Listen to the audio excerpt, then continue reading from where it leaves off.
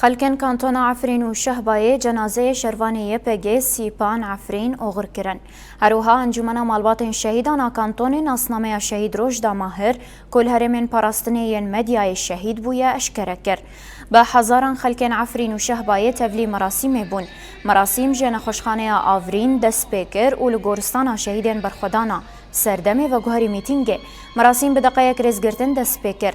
بشترا حسن برکو لسرناوه سازیا مالبات شهیدان آخوی و سرساغیج مالبات شهید را هات خستن.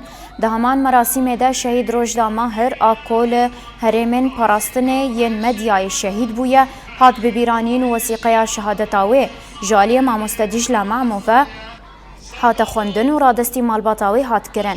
پشترا جنازه شهید سیپان عفرین دناف تلیلین دایکان ده هات اوغر کرن.